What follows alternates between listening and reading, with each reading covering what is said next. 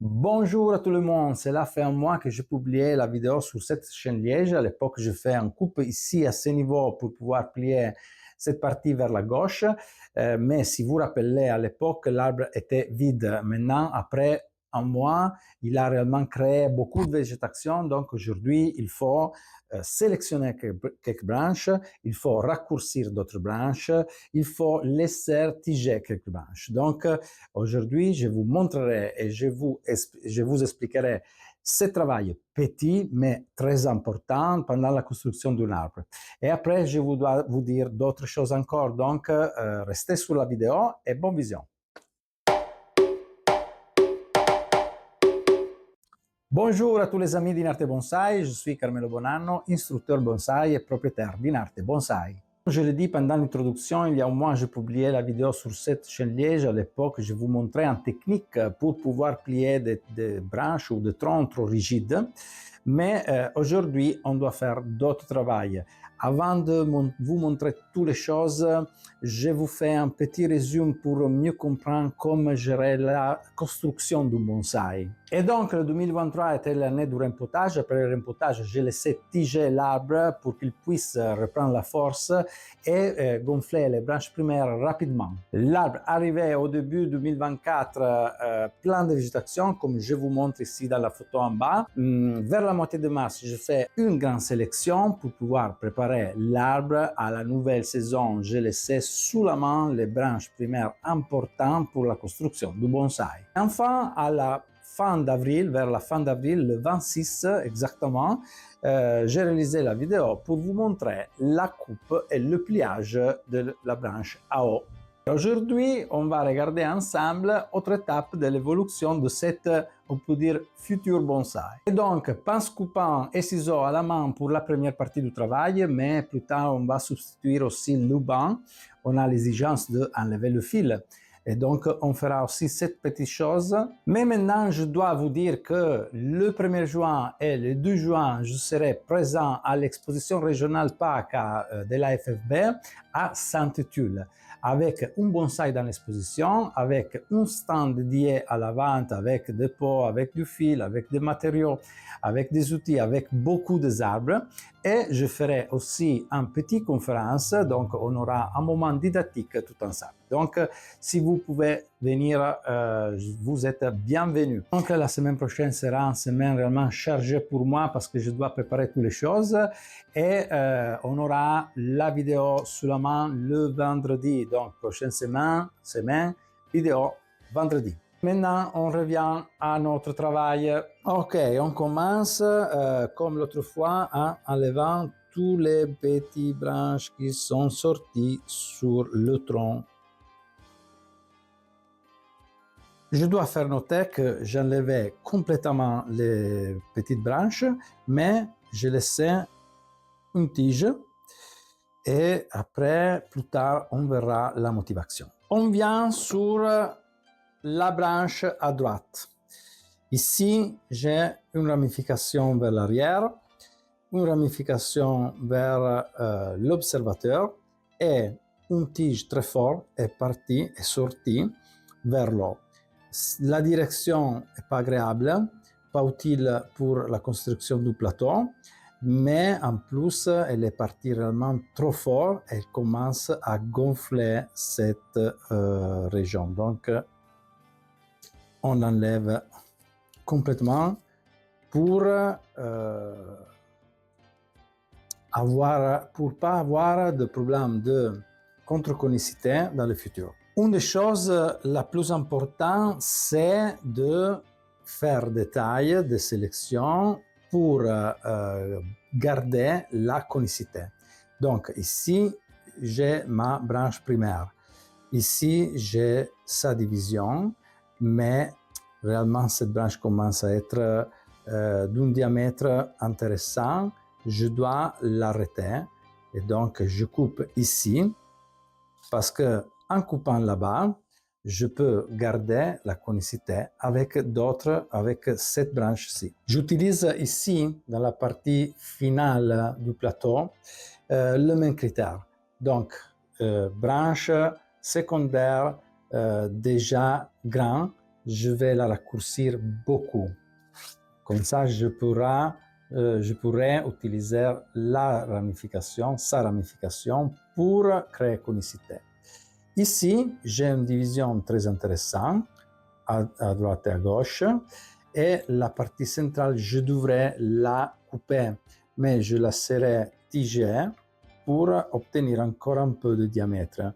Donc, je me limite à raccourcir les deux branches ici.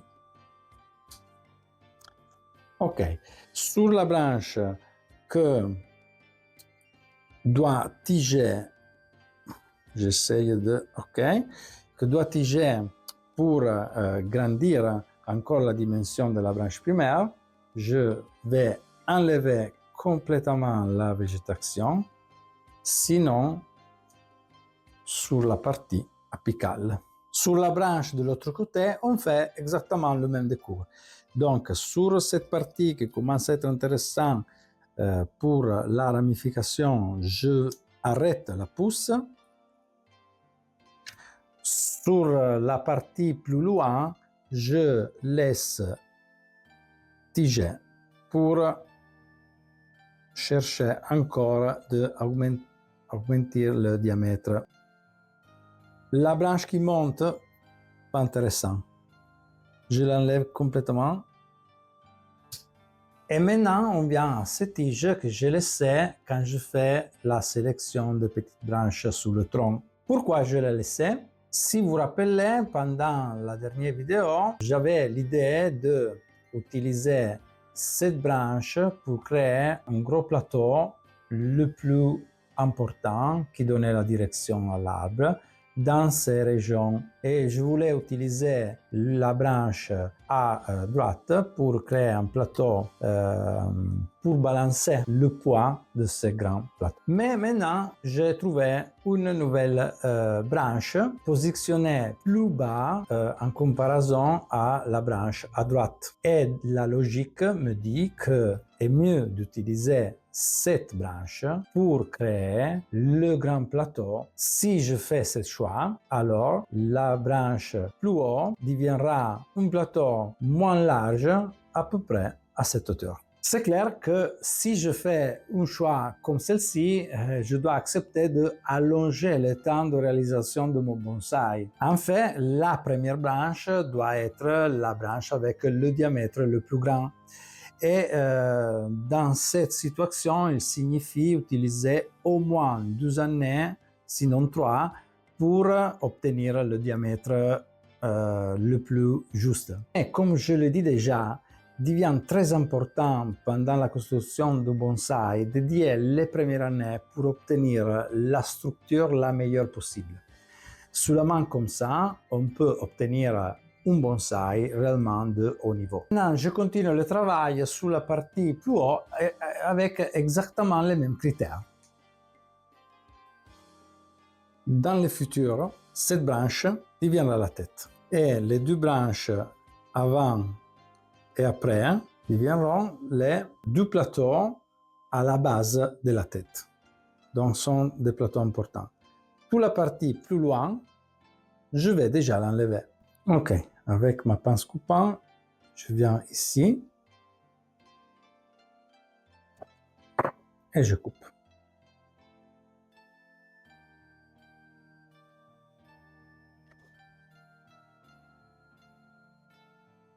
Petit résumé des critères utilisés jusqu'à maintenant. Les branches pas utiles à la construction de l'esthétique, je les enlevais complètement. Les branches secondaires avec déjà un bon diamètre, je les raccourcis pour stimuler la ramification latérale. Les branches secondaires avec encore trop petits, je les laisse tiger pour augmenter encore un peu le diamètre. Et maintenant, je veux faire encore une petite chose. Je veux enlever le fil parce qu'il y a le risque qu'il marque vite.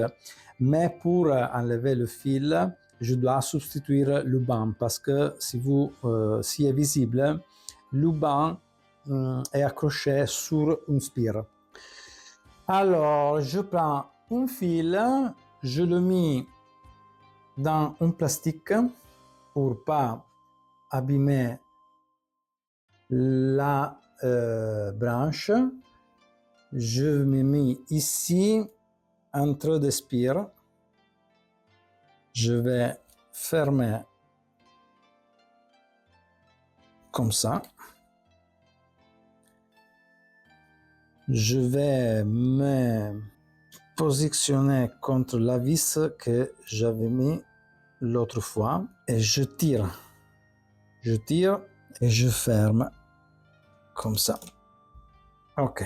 Le banc plus extérieur est en tension, donc je peux enlever le vieux banc sans bouger la branche. Ok, j'enlève.